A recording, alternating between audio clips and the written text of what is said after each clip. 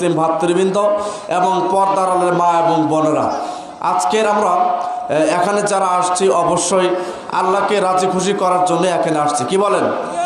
মাহফিলে আসছেন কাকে খুশি করার জন্য? আল্লাহকে খুশি করার জন্য আসছি, তার সন্তুষ্টির জন্য এখানে আসছি। আমরা এখানে বক্তার চেহারা দেখার জন্য আসিনি, ঠিক কিনা বলেন? আমরা আল্লাহকে খুশি করার জন্য আসছি, তার জন্য আমরা সময় ব্যয় করছি। এই জন্য এই হাদিসটা বলে আমি আলোচনার দিকে যাচ্ছি। রাসূল সাল্লাল্লাহু আলাইহি সাল্লাম বলছেন যে গুদওয়াতুন ফি সাবিলিল্লাহ আও রাহাতুন, যে ব্যক্তি আল্লাহর সন্তুষ্টির জন্য সামান্য সময় সকাল সন্ধ্যায় যদি কেউ ব্যয় করে, কার জন্য? আল্লাহর জন্য। সকাল সন্ধ্যায় যদি কেউ সামান্য সময় আল্লাহর সন্তুষ্টির জন্য যদি কেউ ব্যয় করে, অতিবাহিত করে, সকাল হোক অথবা সন্ধ্যায় হোক, আল্লাহ রাসূল দুইটা বাক্য বলছেন, মানে খয়রুম মিনাদ দুনিয়া ওয়া মা ফিহা, এই পৃথিবী এবং পৃথিবীর ভিতরে যা কিছু আছে, অর্থাৎ সারা পৃথিবীর ভিতরে যা কিছু আছে তার চেয়ে উত্তম আল্লাহর জন্য সামান্য সময় ব্যয় করা। তাহলে আমরা যারা এখানে আসছি অবশ্যই লাভবান, ঠিক কিনা বলেন? অবশ্যই লাভবান। যারা আসে নাই তারা অবশ্যই ক্ষতির মধ্যে আছে। যেমন পর্দার বাইরে যারা আছে, সামেনের বাইরে যারা আছে, এখনও তারা ক্ষতির মধ্যে আছে। আর এই জায়গায় আসলে ফেরেশতাদের আপনাদেরকে ক্যামেরা বন্দি করে ভিডিও করে নিয়ে যাবে, আল্লাহর কাছে জমা দিবে।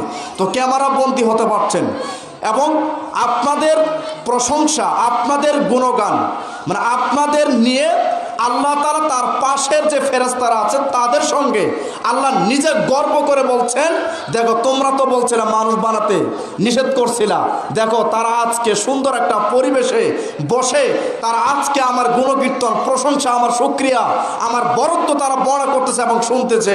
তোমরা সাক্ষী থাকো, বিচার মাঠে তাদের মাফ করে জান্নাত দিব। অতএব আমরা এখানে যারা আসছি খুশি না বেজার? সবাই জোরে বলেন, জোরে বলেন, খুশি না বেজার? খুশি, ঠিক না? বলেন আলহামদুলিল্লাহ। প্রশংসা করবো শুধু কার? আল্লাহ। কেন? এই আলহামদুলিল্লাহ মুস্তাদ আহমদ গ্রন্থের হাদিস, আল্লাহ রাসূল বলছেন আলহামদুলিল্লাহ তামলাউল মিজান, যে ব্যক্তি আলহামদুলিল্লাহ বলবে, এই আলহামদুলিল্লাহটা তার মিজানের পাল্লা নেকিতে ভরাট করে দিবেন। মানে এত পাওয়ার আলহামদুলিল্লাহ। তারপরে হাদিস শুনুন, আল্লাহ রাসূল বলছেন যে আফজালু জিকির লা ইলাহা ইল্লাল্লাহ, আর আফজালু দোয়া আলহামদুলিল্লাহ। দুইটা বাক্য, যে পৃথিবীতে সবচেয়ে শ্রেষ্ঠ জিকির হচ্ছে লা ইলাহা ইল্লাল্লাহ। সুবহানাল্লাহ বলেন। মানে এই জিকির উপরে পৃথিবীতে আর কোনো জিকির নাই। দ্বিতীয় বাক্য, যে পৃথিবীতে সবচেয়ে শ্রেষ্ঠ আফজাল দোয়া, সবচেয়ে উত্তম, কল্যাণকর, দামি, শ্রেষ্ঠ দোয়া হচ্ছে আলহামদুলিল্লাহ। শ্রেষ্ঠ দোয়া, এই জন্য আফজাল দোয়া বলা হয়েছে। দোয়ার জগতে শ্রেষ্ঠ দোয়া আলহামদুলিল্লাহ। এই জন্য সূরা ফাতিহা প্রথম শব্দই হচ্ছে আলহামদুলিল্লাহ। সুবহানাল্লাহ বলেন। কেন? সূরা ফাতিহা এটা পরিপূর্ণ একটা সূরা, পূর্ণাঙ্গ নাজিল হয়েছে। এর 7টা আয়াত, প্রথম আয়াতে আল্লাহ বলছেন আলহামদুলিল্লাহ। তার মানে যদি কেউ আল্লাহর প্রশংসা করে, যদি কেউ আল্লাহর শুকরিয়া আদায় করে, আল্লাহ তাআলা ওই বান্দার প্রতি এত খুশি হন, এত খুশি হন, এই আলহামদুলিল্লাহর বদলে, বরকতে আল্লাহ আপনাকে মাফ করে দেন। অতএব আলোচনার শুরুতে আপনার সঙ্গে দুই একটা কথা। তার একটা কথা হচ্ছে, আমরা যারা বক্তব্য শুনতে আসছি আল্লাহকে খুশি করার জন্য আসছি, ঠিক না? 2 নাম্বার কথা হচ্ছে, বক্তব্য চলাকালীন কোনো কথা বলা যাবে না। কেউ না, মঞ্চেও না, মঞ্চের সামনেও না, কেউ উঠা বসা করবেন না। এবং যারা বাইরে দাঁড়িয়ে আছেন, যদি আপনারা মুসলমানের সন্তান হয়ে থাকেন তাহলে সুন্দর করে বসেন। এটা কোনো গানের মঞ্চ না, ঠিক কিনা বলেন? এটা সুন্দর একটা পরিবেশ করা হয়েছে, এত সুন্দর পরিবেশ, এখানে আপনারা সুন্দর করে বসে কোরআন হাদিসের আলোচনা শুনবেন। তো যে সমস্ত ছেলেরা দাঁড়িয়ে আছেন, দৌড়াদৌড়ি করতেছেন, অযথা রাস্তায় সময় নষ্ট করতেছেন, দয়া করে আপনারা ভিতরে বসেন। কেন? আল্লাহ বলছেন যেখানে কোরআন হাদিসের আলোচনা হয় ওই জায়গায় যদি কেউ ডিস্টার্ব করে তাহলে সে হচ্ছে জালেম। বলে নাউজুবিল্লাহ। সে কি? জালেম। সে কি? জালেম। তাহলে জালেম হবেন আপনারা? তাহলে যারা এমনিতে দাঁড়িয়ে আছে আর হচ্ছে জালেম। কথা বলেন ঠিক কিনা? এটা আল্লাহ বলছেন। অতএব ভিতরে এসে বসেন, একটা কথা বলবেন না। বাচ্চারা যারা আছে একটা কথা হবে না, সবাই নিউট্রাল থাকবেন, সম্মানিত উপস্থিতি, সর্বশেষ কথা হচ্ছে বক্তব্য শুনে মানার চেষ্টা করব। রাজি আছেন? কে কে হাত তোলেন। বক্তব্য শুনে মানার চেষ্টা করবেন। আমি জোর করে বলিনি আপনাকে যে মানতে হবে না, কি করতে হবে জোরে বলেন, চেষ্টা করতে বলেন ইনশাআল্লাহ। রাজি আছেন সবাই? ইনশাআল্লাহ হাত নামান। বক্তব্যের বিষয়, যেহেতু সময় খুব সংক্ষেপ, 9টা বেজে গেছে, এটা দ্বিতীয় বক্তার আলোচনার সময়, ঠিক না? এই জন্য আপনাদেরকে আমি যে বিষয়ে সংক্ষিপ্ত আকারে গুরুত্বপূর্ণ কিছু কথা বলে চলে যাব। সম্মানিত উপস্থিতি, সালাত পৃথিবীতে সবচেয়ে শ্রেষ্ঠ দামি ইবাদত। সালাত দিয়ে মানুষ যতটা আল্লাহকে খুশি করতে পারে, পৃথিবীতে আর দ্বিতীয় কোনো মাধ্যম নাই। সালাত সরাসরি আল্লাহর সঙ্গে কথা বলার একটা মাধ্যম। 5 ওয়াক্ত সালাত এটা হচ্ছে কবরের জন্য আলো। 5 ওয়াক্ত সালাত বিচার মাঠে আপনার জন্য মুক্তির উপায়। 5 ওয়াক্ত সালাত এটা কোরআনের সবচেয়ে বহুল আলোচিত বিষয়, যার নাম সালাত। সুবহানাল্লাহ বলেন। কোরআনের সবচেয়ে বেশি আলোচনা করা হয়েছে কোন বিষয়ে? সালাত, নামাজ। সালাত এটা আরবি শব্দ, যার অর্থ হচ্ছে দোয়া, দরুদ, তওবা, ক্ষমা প্রার্থনা।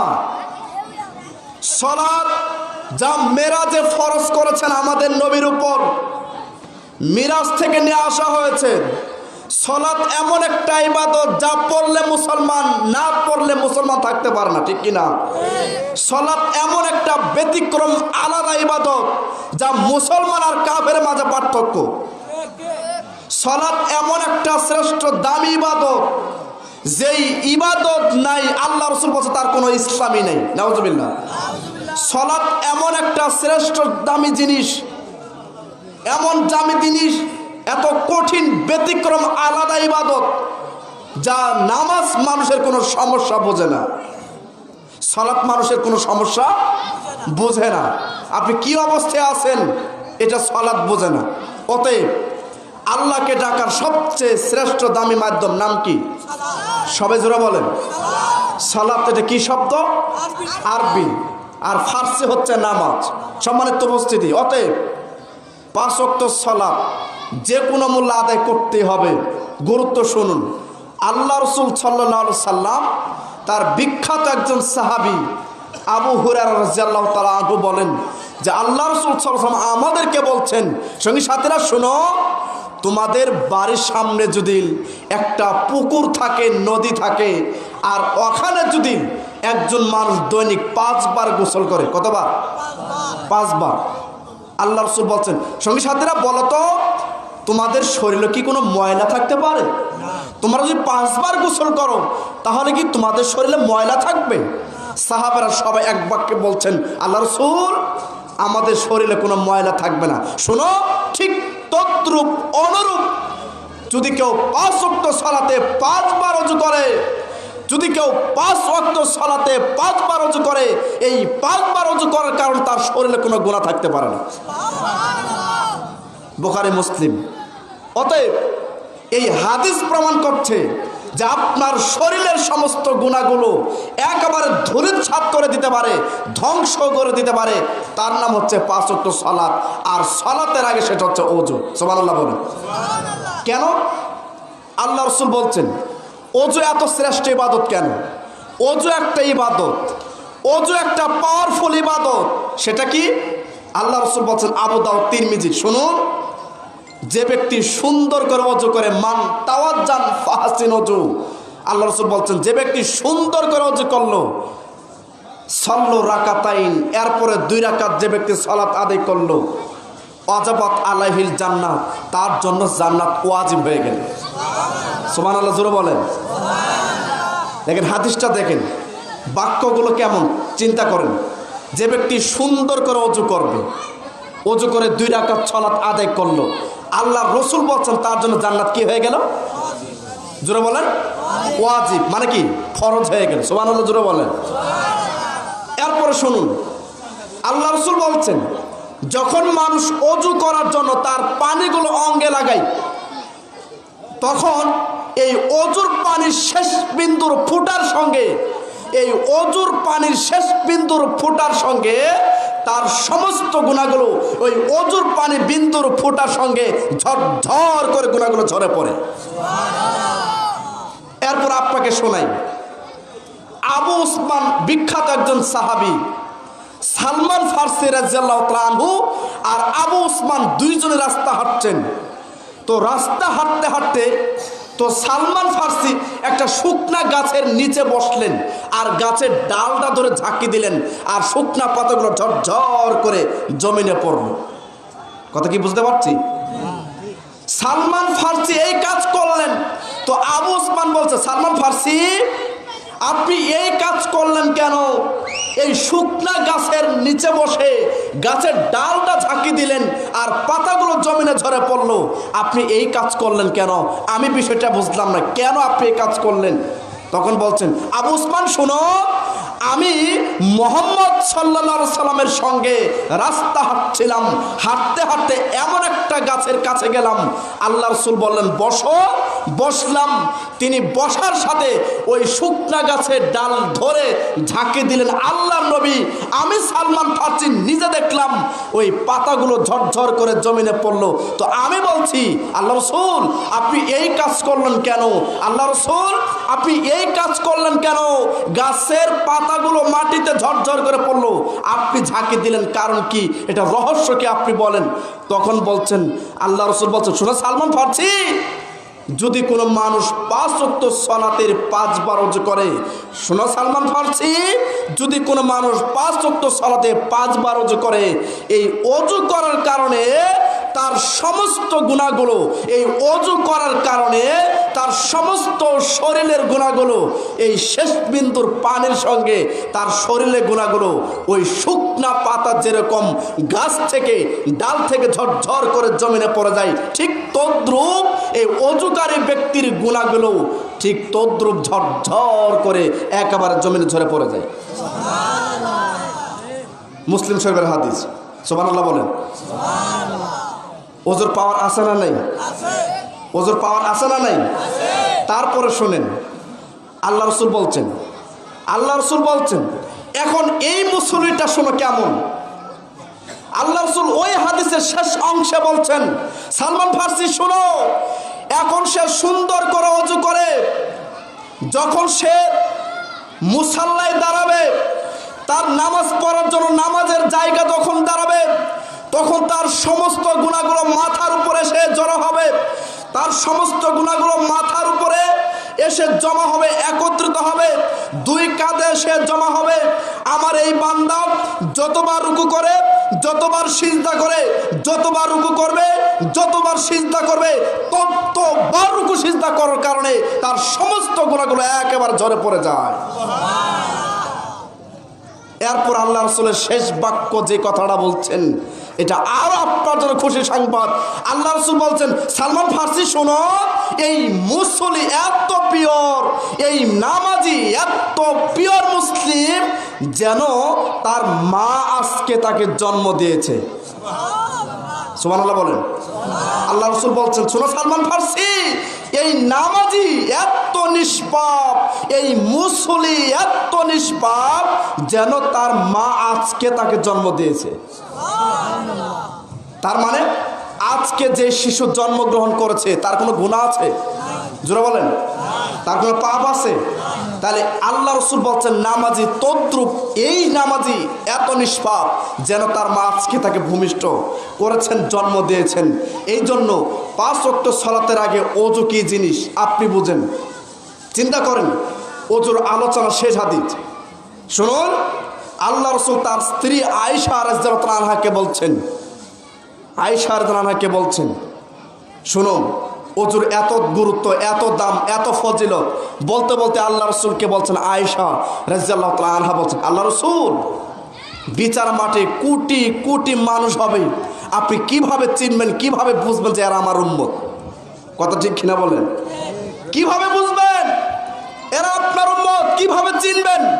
আল্লাহ রাসূল বলছেন, শোনো আয়েশা, তোমাকে একটা উদাহরণ দিচ্ছি। একটা খোলা মাঠে 100টা ঘোড়া ঘাস খাচ্ছে, একটা ঘোড়ার কপালে সাদা চিহ্ন। কথা বোঝা গেল? অনেকগুলো ঘোড়া খেতে মাঠের ভিতরে ঘাস খাচ্ছে, একটা ঘোড়ার মাথার কপালে শুধু সাদা চিহ্ন দাগ দেখা যায়।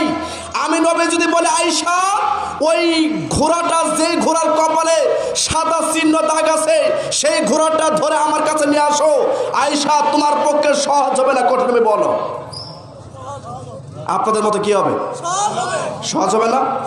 আমার 99টা ঘোড়া ধরার দরকার নেই, যে ঘোড়ার মাথায় সাদা চিহ্ন আছে সেটাই ধরবো, ঠিক কিনা বলেন? আয়েশা বলছেন আল্লাহ রাসূল আমার পক্ষে এত সহজ হবে, আমি তো সেই ঘোড়াটাই গিয়ে ধরবো, ওটাই আপনার কাছে নিয়ে আসবো। শোনো আয়েশা শোনো, ঠিক তদ্রূপ আমার উম্মত 5 ওয়াক্ত সালাত আদায় করার কারণে এই যে 5 বার ওযু করেছে, এই ওযুর পানিগুলো যেই সমস্ত অঙ্গে লাগছে, বিচার মাঠে তাদের চেহারা থেকে একেবারে ঝলমল করে নূর বের হবে। আমি চিনবো, আল্লাহ বললে আরে আপনার উম্মত, এদেরকে ডান হাত ধরে ধরে জান্নাতে নিয়ে যান। মুসলিম শরীফের হাদিস। তাহলে ওযুর দাম সেদিনও আপনি পাবেন, সুবহানাল্লাহ জোরে বলেন। তাহলে ওযু করার কারণে সেদিন আপনার চেহারা ভিতরে লাইট মারবে, ঝলমল করবে, সুবহানাল্লাহ বলেন। তো যারা সালাত পড়ে না তাদের চেহারা ঝলমল করবে? জি না, তার আমাবস্যার চাইতে অন্ধকার হবে, নাউজুবিল্লাহ বলেন। সম্মানিত উপস্থিতি শুনুন, 5 ওয়াক্ত সালাত এত শ্রেষ্ঠ দামি ইবাদত, যার সালাত নাই তার কিচ্ছু নাই, যার 5 ওয়াক্ত সালাত নাই তার কিচ্ছু নাই। কোরআনের সবচেয়ে বহুল আলোচিত বিষয় সালাত। কোরআনে 82 বার বলা হয়েছে নামাজের কথা। আজকে মুসলমান নামাজ থেকেই দূরে, নামাজ থেকে একবারে বহিষ্কার, কথা বলেন ঠিক কিনা? এই জন্য কোনো মানুষ নিজেকে মুসলমান পরিচয় দিতে পারে না। বাপ মুসলমান, দাদা মুসলমান, 14 গোষ্ঠী মুসলমান হতে পারে, আরে বেটা তুমি সালাত না আদায় করলে তোমার ইসলাম ধর্মে আছে না, আছে কি না আছে এটা তুমি বলতে পারবে না। কেন? আল্লাহ রাসূল বলছেন যার সালাত নাই তার কোনো ধর্ম নেই, যার সালাত নাই তার কোনো ধর্ম নেই, যার সালাত নাই তার আল্লাহ বলে কোনো কিছু নেই, সেই ইসলাম থেকে খারিজ, বহিষ্কার। সালাত এত দামি শ্রেষ্ঠ ইবাদত, সুবহানাল্লাহ বলেন। আর সেই সালাত থেকে আজকে মুসলমান দূরে। ফজরের নামাজে মুসল্লি খুঁজে পাওয়া যায় না, ইমাম আর মুয়াজ্জিন একাই, ঠিক কিনা বলেন? সারা বাংলাদেশের লক্ষ লক্ষ মসজিদ আজকে ইমাম আর মুয়াজ্জিন সালাত আদায় করে। আর আমাদের যারা চাকরিজীবী, ব্যবসা বাণিজ্য করে, যারা কোটিপতির টাকাওয়ালা, এরা সবাই লেবের মতো মাথা দিয়ে ঘুমায়, ঠিক কিনা বলে? মরে দেখো বেটা, মায়ের হবে, সাউন্ড হবে না। আল্লাহ রাসূল সাল্লাল্লাহু আলাইহি সাল্লাম সালাত এত শ্রেষ্ঠ গুরুত্ব দিয়েছেন। আল্লাহ রাসূলের সাহাবী বলছেন যে আল্লাহ রাসূল সাহাবী বলছেন যে তার মুখের শেষ বাক্য মরণকালে যেটা ছিল সেটা হচ্ছে সালাত, সুবহানাল্লাহ বলেন। আল্লাহ রাসূলের মৃত্যুর সময় শেষ ওসিয়ত ছিল 2টা, মনে বলেন কয়টা? আল্লাহ রাসূলের মৃত্যুর শেষ ওসিয়ত 2টা ছিল, তার একটা হচ্ছে আস-সালাত, আস-সালাত, তোমরা জীবনে কোনদিন নামাজ ছেড়ে দিবে না, সুবহানাল্লাহ বলেন। 2, দাসীদের ব্যাপারে তোমরা সতর্ক সাবধান থাকবে, তাদেরকে কষ্ট দেওয়া যাবে না। তাহলে আল্লাহ রাসূলের মরণের সময়, মৃত্যুর সময় শেষ ওসিয়ত যেটা ছিল সেটার নাম কি? সালাতের কথা তিনি বলে তারপরে বলে গিয়েছেন যে সালাত জীবনে কোনদিন ছাড়বা না। কেন ছাড়বে না? এই হাদিসটা শুনলে আপনার ব্রেন ওয়াশ হবে। এটা প্রত্যেকটা মানুষকে, নর নারীকে ব্রেনে রাখতে হবে। এটা সিলসিলা সহিহার 1358 নম্বর হাদিস, মনে রাখতে হবে। আনাস রাদিয়াল্লাহু তাআলা থেকে বর্ণিত, এরপর আবু হুরায়রা থেকে বর্ণিত, আল্লাহ রাসূল সাল্লাল্লাহু আলাইহি সাল্লাম এই হাদিসে আপনার 3টা বাক্য প্রত্যেকটা মানুষকে ব্রেনে রাখতে হবে। এই হাদিসটা প্রত্যেকটা মানুষ স্মরণ রাখলেই একটা হাদিসে আপনার জীবন পরিবর্তন করে দিতে পারে, ঠিক কিনা? হাদিসটা শুনুন। আনাস রাদিয়াল্লাহু তাআলা আনহু বলেন, রাসূল সাল্লাল্লাহু আলাইহি সাল্লাম বলেছেন, আউয়ালু মা ইউহাসাবুহু বিল আবদু ইয়াউমাল কিয়ামাতিস সালাম, ফাইন সালুহাত সালাহা লাহু সাইরু আমালিহি ওয়া ইন ফাসাদাত ফাসাদা লাহু সাইরু আমালিহি। 3টা বাক্য 1450 বছর আগে আমার নবী মুহাম্মদ সাল্লাল্লাহু আলাইহি সাল্লাম বলে গেছেন, এক বিচার মাঠে প্রত্যেকটা মানুষের জন্য সর্বপ্রথম বিচার মাঠে 1 নাম্বার আওয়াল হিসাব, সর্বপ্রথম 1 নাম্বার যে হিসাবটা হবে সেটা হচ্ছে নামাজ, সালাত। দ্বিতীয় বাক্যে আল্লাহ রাসূল বলেছেন ফাইন সালুহাত সালুহাল্লাহু সাইর আমালিহি, যে ব্যক্তির সালাত ঠিক তার পৃথিবীতে যত আমল আছে এগুলো সবই সঠিক। সুবহানাল্লাহ। তৃতীয় বাক্যে আল্লাহ রাসূল বলেছেন ফাইন ফাসাদাত ফাসাদাল্লাহু সাইর আমালিহি, যে ব্যক্তির সালাত ঠিক নাই, যে ব্যক্তির সালাত ঠিক নাই, নামাজ ঠিক নাই, তার পৃথিবীতে যত আমল আছে, যত ইবাদত করেছে, এই যাবত তার সালাত ঠিক না থাকার কারণে আল্লাহ রাসূল বলেছেন ফাসাদাত, তার প্রত্যেকটা আমল যা আছে এগুলো বাতিল বলে গণ্য হবে। নাউজুবিল্লাহ। তাহলে একটা হাদিস থেকে তিনটা শিক্ষণীয়। আপনাদের কথা বলতে হবে। বলেন বিচারের মাঠে 1 নাম্বার হিসাব কি? সবাই জোরে বলেন সালাত। 2 নাম্বার বাক্য যার সালাত ঠিক তার সবই ঠিক। জোরে বলেন যার সালাত ঠিক তার সবই ঠিক। 3 যার নামাজ ঠিক নাই, সালাত ঠিক নাই, তার কোনোটাই ঠিক নাই। শুনুন, আপনি 100 বার হজ করেছেন, মসজিদ মাদ্রাসা করেছেন, এতিমখানা করেছেন, দান করেছেন, যাকাত দিচ্ছেন, ওসর ফেতরা সবই ঠিক আছে, আপনার সমস্ত আমল ঠিক আছে, শুধু নামাজ পড়েননি। এরকম মানুষের সংখ্যা বেশি না কম? জোরে বলেন বেশি না কম? খালি নামাজটাই পড়েন নাই। তাহলে আল্লাহ রাসূলের এই হাদিস প্রমাণ করছে তার যত আমল আছে, আরে বেটা 100 হজ করলে তোমার সমস্ত আমল বাতিল, তোমার নামাজ ঠিক না থাকার কারণে। কি বলেন? এই হাদিস প্রমাণ করছে। সিলসিলা সহিহ 1358 খুলে দেখেন, আল্লাহ রাসূল বলছেন। তাহলে 3টা বাক্য আপনাকে ব্রেনে রাখতে হবে। তাহলে যার সালাত ঠিক তার সবই ঠিক। এরপর আপনাকে যে হাদিসটা শোনাবো নাসাই গ্রন্থের 857, যারা নামাজ পড়ে না তারা মুসলমান না। আগে জোরে বলো তারা কি না? জোরে বলেন। এই হাদিস প্রমাণ করছে বেনামাজিরা কোনোদিন মুসলমান হতে পারে। আগে বলছি বাপ মুসলমান হতে পারে, দাদা মুসলমান হতে পারে, 14 গোষ্ঠী মুসলমান হতে পারে। আরে তুমি সালাত পড়ো না, তুমি নিজেই মুসলমান হতে পারো নাই। মুসলমানি করলে শুধু মুসলমান হওয়া যায় না। শোনেন এই হাদিসটা। মেহজান একজন বিখ্যাত সাহাবী। সাহাবীর নাম কি? মেহজান। তো মেহজান ভাবছেন আল্লাহ রাসূল সাহাবীদেরকে নিয়ে বৈঠক করছেন। মেহজান ভাবছে তারা নামাজ পড়ে মনে হয় মিটিং করছেন। মেহজান বাসা থেকে নামাজ পড়ে এসে তাদের বৈঠকে বসলেন। এদিক তাকান, কেউ একটা কথা বলার সুযোগ পাবেন না। মেহজান বাড়ি থেকে নামাজ পড়ে আসছেন, এসে আল্লাহ রাসূলের মিটিংয়ে বসছেন। ইতিমধ্যে আজান হলো, আল্লাহ রাসূল মসজিদে গেলেন, সাহাবীরা নামাজ পড়তে গেলেন। মেহজান ওখানেই বসা আছে। কেন বসা আছে বলেন? কি বুঝেন নাই? সে বাড়ি থেকে নামাজ পড়ে আসছে, এজন্য সে নামাজ পড়তে যান নাই। এখন শুনেন, আল্লাহ রাসূল গেলেন নামাজ পড়তে, সাহাবারা গেছেন নামাজ পড়তে। নামাজ শেষ করে আল্লাহ রাসূল দেখতে পাচ্ছেন মেহজান ওই জায়গায় বসেই আছে। সুবহানাল্লাহ বলেন। এখন আল্লাহ রাসূলের বক্তব্য শোনেন, ভাষাগুলো শোনেন। 1450 বছর আগে বলে গিয়েছেন, আল্লাহ রাসূলের যে কথাগুলো সেই কথাই থেকে যাবে। ঠিক কিনা? 19 থেকে 20 করার কোনো সুযোগ আছে? বলেন, বাড়তি করার সুযোগ আছে? জি না। শুনুন, আল্লাহ রাসূল মেহজানকে দেখে বলছে, ও মেহজান, মা মানাকা মিনান নাস, তোমাকে কোন মানুষটা নিষেধ করেছে? মেহজান, তোমাকে কে বারণ করলো? তোমাকে কে নিষেধ করেছে? আমাদের সঙ্গে মসজিদে গিয়ে নামাজ পড়লো না কেন? তুমি কি একজন মুসলমান নও?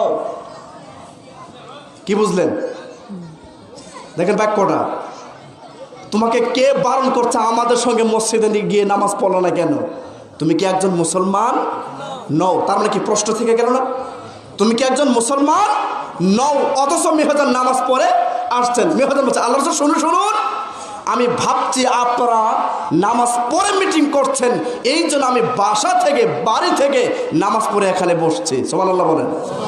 কিন্তু আল্লাহ রাসূলের এই কথা প্রমাণ করছে তুমি কি একজন মুসলমান নও। তার মানে এই হাদিস প্রমাণ করছে যারা নামাজ পড়ে না তারা মুসলমান নয়। কথা কি বুঝতে পারছি? তাহলে যারা নামাজ পড়ে তারা মুসলমান। কেন? ওই যে আল্লাহ রাসূলের সাহাবী, বিখ্যাত সাহাবী জাবের রাদিয়াল্লাহু তাআলা বলছেন, আল ফারকু বাইনাল মুমিন ওয়াল কাফির ওয়া তারকু সালাত। মুসলমান আর কাফের এদের মাঝে পার্থক্য, বাধা হচ্ছে, ব্যবধান হচ্ছে, ডিফারেন্ট হচ্ছে, পার্থক্য হচ্ছে যারা সালাত পড়ে মুসলমান, যারা সালাত পড়ে তারা হচ্ছে কাফের। নাউজুবিল্লাহ বলেন। কেন? কুফর শব্দ থেকে আসছে কাফের। কুফর মানে অস্বীকার করা। কুফর মানে কি? অস্বীকার করা। আল্লাহ বলছেন সালাতের কথা কতবার? 82 বার। জোরে বলেন কতবার? 82 বার। তাহলে আল্লাহর হুকুম একটা মানাই কি ফরজ নাকি 82 বার? একটা মানো তো ফরজ নাকি? সেখানে কতবার বলছে?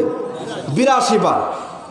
শয়তান সবচেয়ে শ্রেষ্ঠ ইবাদত করেছিল, যার ফলে সে ছিল আজাজিল, ঠিক না? সমস্ত ফেরেশতাদের লিডার নাম কি? আজাজিল। আর আজাজিল শুধু একটা হুকুম আল্লাহর অমান্য করছে। বলেন কয়টা? একটা। আল্লাহ বলছেন উসজুদু লি আদামা, আদমকে সিজদা দাও। ফাসাজাদু, সবাই সিজদা দিল ইল্লা ইবলিস, ইবলিস ব্যতীত। সবাই সিজদা দিল, শুধু ইবলিস ব্যতীত। তাহলে আল্লাহ বলছেন সিজদা দাও কাকে? আদমকে। আর ও সবাই সিজদা দিল কিন্তু ইবলিস দিল না। আল্লাহ বলছে অস্তাগফারা, তুমি অহংকার করলে আমার সঙ্গে, ঠিক কি না? আল্লাহর কথা যারা মানে না তারা কি করলো? অহংকার করলো। তাই আল্লাহ বলছে আজকে থেকে তুমি হয়ে গেছো শয়তান। 7 নুন থেকে আসছে শয়তান, মানে তাড়িয়ে দেওয়া, বিতাড়িত করা। তার মানে সে আল্লাহ তাকে আজাজিল থেকে এখন বানিয়ে দিলেন ইবলিস। আজাজিল থেকে আসলো শয়তান, তাকে তাড়িয়ে দেওয়া হলো। তাহলে আল্লাহর হুকুম একটা অমান্য করার কারণে শয়তান কিয়ামত পর্যন্ত শয়তান হয়ে গেল, ঠিক কিনা বলেন? আর সালাতের কথা কতবার বলছে? 82 বার। তাহলে আপনি তার চেয়ে 3 গুণ ডাবল শয়তান না? না কথা বুঝতে পারি নাই। আল্লাহ বলছেন 82 বার সালাত আদায় করো, সালাত পড়তে হবে, সালাত কায়েম করতে হবে। আল্লাহর হুকুম একটা অমান্য করে হচ্ছে কাফের। আর সেখানে আপনি 82 বার সালাত বলছেন, এরপর আপনি আদায় করছেন না। আর দৈনিক 5 ওয়াক্ত সালাতে মুয়াজ্জিন ডাক দিচ্ছেন না? বলেন আসসালাতু খায়রুম মিনান নাওম, ঘুম হতে নামাজ উত্তম। হাইয়া আলাস সালাত, নামাজের দিকে আসো। হাইয়া আলাল ফালাহ, কল্যাণের দিকে আসো। এইগুলা মুয়াজ্জিন 5 ওয়াক্ত সালাতে প্রতিদিন বারবার বলছেন। এরপর আপনি শুনছেন, কিন্তু এরপর আপনি মসজিদে যাচ্ছেন না। টিভির দোকানে, সিনেমার দোকানে, চার দোকানে রাজনীতি গল্প নিয়ে, চুগলখুরি নিয়ে, গীবত নিয়ে, মানুষের বদনাম নিয়ে, মানুষের মেম্বার চেয়ারম্যানই গল্প নিয়ে আপনি ব্যস্ত আছেন। কথা বলেন ঠিক কিনা? কিন্তু আজান শুনছেন, হাদিসটা শোনেন। আল্লাহ রাসূল বলছেন শোনো, যাদের কানে আজানের শব্দ গেল আর যারা মসজিদে আসলো না, তাদের শাস্তি হচ্ছে বিচার মাঠে তাদের কানের ভিতরে গরম শীষে ঢেলে দেওয়া হবে আর পাশ দিয়ে বের করা হবে। বলেন নাউজুবিল্লাহ। জোরা বলেন। আজান আমরা সবাই শুনি কিনা বলেন? জোরা বলেন। শোনেন না? সবাই শোনেন, কিন্তু মসজিদে যায় না। সবাই গান আর সিনেমার পাগলা, ঠিক কিনা বলেন? সবাই, ছেলে মেয়ে, নারী পুরুষ, অধিকাংশ মানুষই বেনামাজি, কাফের, সুদখোর, ঘুষখোর, মদখোর, আছে কিনা বলেন? এগুলো সমাজে একবারে ভরপুর। কোথায় যাবেন? অন্ত্রে তন্ত্রে সুদ আর ঘুষ, অন্ত্রে তন্ত্রে বেনামাজি আর কাফের, মুশরিক, নাস্তিক, মুর্দা দিয়ে পুরা দেশটা ভরে গেছে। কথা বলেন ঠিক কিনা? কয়েকজন শুধু সালাত আদায় করে, তারপরও হয় না। যারা পড়ে তারাও আল্লাহ রাসূলের পদ্ধতি অনুযায়ী পড়তে পারে না। কথা বুঝতে পারছেন? আর কিছু নামাজি আছে মানুষকে দেখানোর জন্য পড়ে, ঠিক কিনা বলেন? ব্যয় আসছে এই জন্য আমাকে মসজিদে যেতে হবে, কেন ব্যয় একটু নামাজ পড়ে, ব্যয় যাও আর নামাজ বন্ধ, ঠিক কিনা বলেন? শুনুন, আল্লাহ রাসূল সাল্লাল্লাহু আলাইহি সাল্লামের এই হাদিসটা অবশ্যই মনে রাখতে হবে। আল্লাহ রাসূল সাল্লাল্লাহু আলাইহি সাল্লামের এই হাদিসটা মনে রাখতে হবে। ছোট একজন সাহাবী রাবিয়া ইবনে কাব, রাবিয়া নাম কি? রাবিয়া। আল্লাহ রাসূল সাল্লাল্লাহু আলাইহি ওয়াসাল্লাম রাত্রে একই বিছানায় ঘুমালেন। আলহামদুলিল্লাহ বলেন। তার ভাগ্য ভালো না খারাপ? মুহাম্মদ সাল্লাল্লাহু আলাইহি ওয়াসাল্লামের সঙ্গে বিছানায় ঘুমানো কত বড় কপাল লাগবে বলেন? তো রাবিয়া ইবনে কাব আল্লাহ রাসূলের সঙ্গে রাত্রি যাপন করলেন। আল্লাহ রাসূল ঘুম থেকে উঠে বলছেন, রাবিয়া ইবনে কাব, যে আল্লাহ রাসূল আমার জন্য পানি দাও, ইস্তিনজা করব এবং ওযু করব, ফজরের সালাত পড়ব। রাবিয়া ইবনে কাব পানি দিলেন, আল্লাহ রাসূল ইস্তিনজা করলেন, করার পরে ওযু করলেন। ওযু শেষ করে আল্লাহ রাসূল বলছেন, রাবিয়া ইবনে কাব, তুমি আমার কাছে একটা কিছু চাও তো, আমার কাছে কিছু চাও। তখন রাবিয়া ইবনে কাব বলছে, আল্লাহ রাসূল, মুরাফাতা কাফিল জান্নাত, আমি যে আপনার সঙ্গে জান্নাতে একসঙ্গে থাকতে চাই। সুবহানাল্লাহ, জোরে বলেন। থাকতে চান কি না? দেখেন, আল্লাহ রাসূল এইভাবে বলছেন আর তিনি ওইভাবে বলছেন, কিন্তু আল্লাহ রাসূলের জানা নাই যে আমি এই কথা বলে রাবিয়া ইবনে কাব এটা বলবে। সুবহানাল্লাহ বলেন। এই হাদিস প্রমাণ করছে আল্লাহ রাসূল গায়েব জানতেন? বলেন, তিনি গায়েব জানতেন না। কিন্তু আমাদের দেশে কিছু পীর মূর্তি আছে, তারা বলে যে নবী গায়েব জানতেন। নাউজুবিল্লাহ বলেন। পীর সাহেবরা গায়েব জানেন, কথা বলছেন না? কিছুদিন আগে শয়তান একটা মারা গেছে দেওয়ানবাগি, সে এখান থেকে সৌদি আরবের কাবা ঘরের ভিতরে কুত্তা খেয়ে দেয়। নাউজুবিল্লাহ। প্রতিদিন আল্লাহর সঙ্গে মোবাইলে কথা হয়, মোহাম্মদের বেটি ফাতেমা সে নাকি আমার বিবাহিত স্ত্রী। নাউজুবিল্লাহ জোরে বলেন। এগুলো এই বদমাইশটা মারা গিয়েছেন, কথা বুঝতে পারছেন তো? এই সমস্ত আকীদায় তাদের, অথচ আল্লাহ রাসূল কোনোদিন গায়েব জানতেন না। নবী যদি জানতেনই যে আমি এই কথা বলে তিনি এটা বলবে, তাহলে বলতেন? বলছে আমার কাছে কিছু চাও, সে বলছে আল্লাহ রাসূল আপনার সঙ্গে আমি জান্নাতে একসঙ্গে থাকতে চাই। সুবহানাল্লাহ জোরে বলেন। আল্লাহ রাসূল একটু থমকে গিয়ে বলছেন, রাবি ইবনু কাব, যে আল্লাহ রাসূল আওয়া গায়রে জালিক, এটা ছাড়া আর কিছু চাওয়া যায় না? সুবহানাল্লাহ বলেন। আল্লাহ রাসূল বলছেন যে রাবি ইবনু কাব, এটা ছাড়া আর কিছু চাও, এটা না অন্য কিছু চাও। রাবি ইবনু কাব বলছেন, হুয়া কুলতু জালিক, আল্লাহ রাসূল আমি ওটাই চাই, আমি ওটাই চাই, আপনার সঙ্গে জান্নাত আমি একসঙ্গে থাকতে চাই। সুবহানাল্লাহ। আল্লাহ রাসূল বলছেন, শোনো রাবি ইবনু কাব, যদি আমার সঙ্গে জান্নাতে একসঙ্গে থাকতে চাও তাহলে তোমাকে এই কাজ করতে হবে, কি? বিনাফসিকা কাসরাতুস সুজুদ, তোমাকে বেশি বেশি সিজদা দিয়ে, তোমাকে বেশি বেশি সিজদা দিয়ে আমাকে সহযোগিতা করতে হবে, তাহলে অবশ্যই তোমাকে আমি আমার সঙ্গে জান্নাতে একসঙ্গে রাখতে পারবো। সুবহানাল্লাহ বলেন। তার মানে বেশি বেশি সিজদা দেওয়া মানে কি? নামাজ আদায় করা নাকি? নাকি খালি শুধু সিজদা দেওয়া? 5 ওয়াক্ত সালাত পড়া। হাদিসের ব্যাখ্যায় বোঝা যাচ্ছে 5 ওয়াক্ত সালাত যারা পড়ে তারা আল্লাহ রাসূলের সঙ্গে থাকতে পারবেন। সুবহানাল্লাহ বলেন।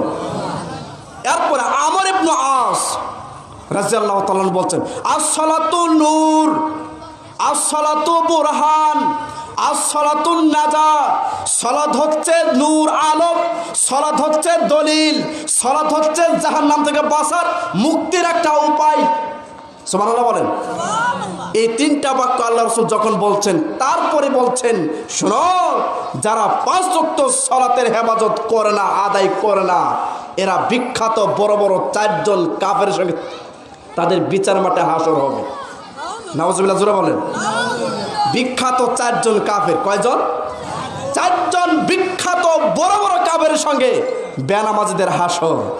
আমরা এই 4 জন কাফেরের সঙ্গে কে কে থাকবো? হাত তোলেন তো। কেউ থাকবেন? কেউ না।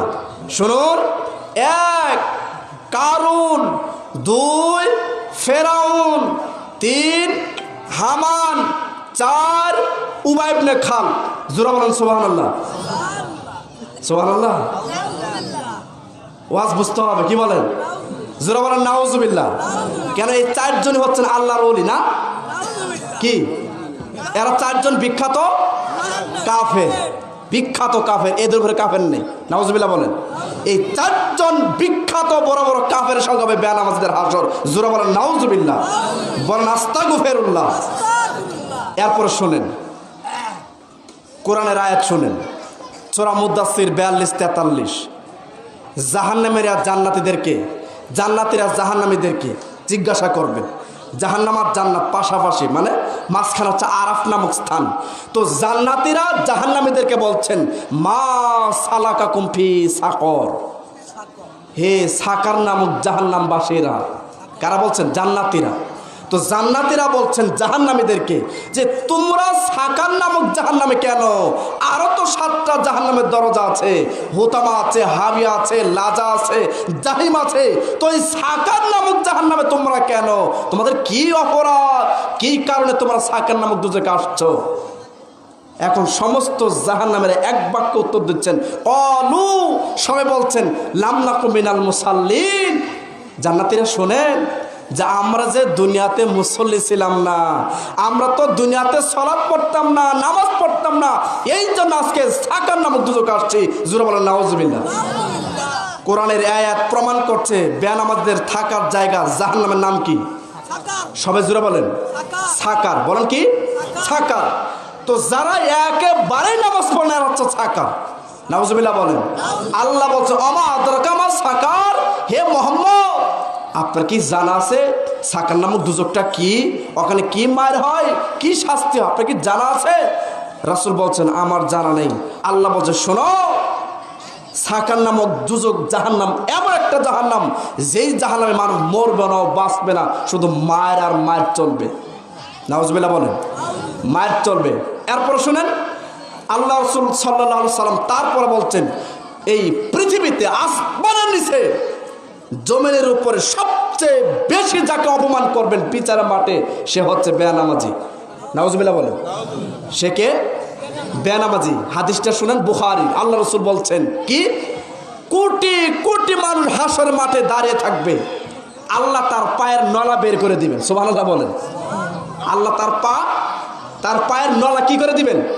বের করে দিবেন। তার মানে এই হাদিস প্রমাণ করছে আল্লাহর পা আছে না নাই? জোরে বলেন। তাহলে আল্লাহ নিরাকার নাকি আকার? আকীদা রাখতে হবে, বিশ্বাস রাখতে হবে আল্লাহর আকার আছে, কিন্তু তিনি তার মতো। সুবহানাল্লাহ বলেন। সূরা শুআরা 11, লাইসা কামিসলি শাইউন। আল্লাহ বলছে আমি কিন্তু কারোর সঙ্গে তুলনা নেই। আল্লাহ আল্লাহর মতোই, ঠিক কিনা বলেন? আল্লাহর সঙ্গে কোনো তুলনা আছে না, কিন্তু আকার আছে, এটা আকীদা রাখতে হবে, কিন্তু তিনি তার মতো, ঠিক না? এরপরে আল্লাহ বলবেন এখন আমার পায়ের নলার সামনে তোমরা সবাই সিজদা দাও। বলেন কি দাও? সিজদা দাও। তো যারা দুনিয়াতে নামাজ পড়ে নাই, পিঠ মাজা বাঁকায় নেই, সেদিন পারবেন। আল্লাহ রাসূল বলছেন, দেখেন অপমান কি, বেনামাজিদের এত অপমান করা হবে হাসর মাঠে, আর অন্য লোককে এত অপমান করা হবে না। বেনামাজি এত খারাপ জিনিস, এত খারাপ জিনিস। শুনুন, পৃথিবীতে সব কিছু সহ্য হয়, বেনামাজিকে আমি দেখতে পারি না, দু চোখে দেখতে পারে না। তারা এত সমাজের ভিতরে একটা নিকৃষ্ট মানুষ, অথচ গুরুত্বপূর্ণ একটা ইবাদত সেটাই নাই। পৃথিবীর সব ঠিক আছে তার, কিন্তু সালাতটা নেই। আর আল্লাহ রাসূল বলছেন সবচেয়ে বেশি অপমান হবে তিনি কি, যখন সিজদা দিতে বলবেন। যারা দুনিয়াতে সালাত পড়েছেন তারা সবাই আল্লাহর পায়ের সামনে সিজদা দেবেন। সুবহানাল্লাহ বলেন। আর যারা দুনিয়াতে সালাত পড়ে নাই, নামাজ পড়ে নাই, আল্লাহ রাসূল বলছেন তাদের মেরুদণ্ড, পিঠটা কাট দিয়ে, তক্তা দিয়ে পেরেক মেরে দেওয়া হবে। মেরুদণ্ড থাকবে একেবারে স্টিল সোজা। সিজদা দেওয়ার সঙ্গেই একেবারে, যেহেতু মানজরা বাঁকবে না, একেবারে একটা রড, আমার দিক তাকান, একটা রড ছেড়ে দিলে কি বেগে পড়বে না সোজাই পড়বে? ঠিক তদ্রুপ বেনামাজি আল্লাহর পায়ের সামনে একেবারে হুমড়ি খেয়ে নাকে মুখে রক্ত ছুটবে, মাটিতে পড়ে যাবে একেবারে সোজা, মাজা পিঠ বাঁকবে না। জোরে বলেন নাউজুবিল্লাহ। নাকে মুখে রক্ত ছুটবে, কোটি কোটি মানুষ বিচার মাঠে দেখবে, এ হচ্ছে বেনামাজি। জোরে বলেন নাউজুবিল্লাহ। অতএব 5 ওয়াক্ত সালাত পড়তেই হবে যে কোনো মূল্যে, ঠিক কিনা? কোনো মাফ আছে? শুনুন, শেষ করবো নাকি? 5 ওয়াক্ত সালাত যে কোনো মূল্যে পড়তে হবে। হাদিসটা শুনুন, সহিহ বুখারী 1117। দাঁড়িয়ে সালাত পড়তে হয়, দাঁড়িয়ে সুযোগ নাই, বসে পড়বেন, বসার সুযোগ নাই, শুয়ে পড়বেন, শুয়ে পারছেন না, ইশারায় পড়বেন। সুবহানাল্লাহ বলেন। এরপর শুনুন, অজু করে সালাত আদায় করতে হয়। অজুর কোনো ব্যবস্থা নেই, মাটিতে তায়াম্মুম করে সালাত পড়তে হবে। এখন বুখারী হাদিস বলছেন পানিও নাই, মাটিও নাই, বিনা অজুতে হলো তাকে সালাত পড়তে হবে। সুবহানাল্লাহ বলেন। 5 ওয়াক্ত সালাত তোমরা পড়তে হবে। আল্লাহ রাসূল কত গুরুত্ব দিয়েছেন। সঙ্গী সাথীরা শোনো, জিহাদের মাঠে তোমরা দৌড়াচ্ছ, পিছনে তোমার শত্রু তাড়া করছে, তুমি দৌড়াচ্ছ, আর দৌড়ানোর সময় তোমার নামাজের সময় হয়ে গেছে। এই দৌড়ানো অবস্থায় তোমাকে নামাজ পড়ে নিতে হবে। জোরে বলেন সুবহানাল্লাহ। তোমার নামাজ কি নাই? মাফ নাই। আজকে আপনাকে আমি খুব রিকোয়েস্ট, অনুরোধ করে বলছি, ইনশাআল্লাহ মৃত্যুর আগ পর্যন্ত 5 ওয়াক্ত সালাত অবশ্যই আমরা আজকে সম্মেলন থেকে প্রতিজ্ঞাবদ্ধ হব, মৃত্যুর আগ পর্যন্ত 5 ওয়াক্ত সালাত আর কোনোদিন ছাড়বো না। কে কে রাজি আছেন? 2 হাত তোলেন, সবাই তোলেন, 2 হাত তোলেন, বলেন লিল্লাহে তাকবীর। আল্লাহ আমাদের কবুল করুক। জোরে বলেন আমিন। আল্লাহ আমাদের মৃত্যুর আগ পর্যন্ত 5 ওয়াক্ত সালাত জামাতের সঙ্গে আদায় করার তৌফিক দান করুন। আমিন। আল্লাহ আমাদের ঈমানদার মুসলমান হয়ে কবরে যেন আমরা যেতে পারি, বলে আমিন। রাগ করলেন? কষ্ট পাইলেন? আপনার কবর আমি যাব?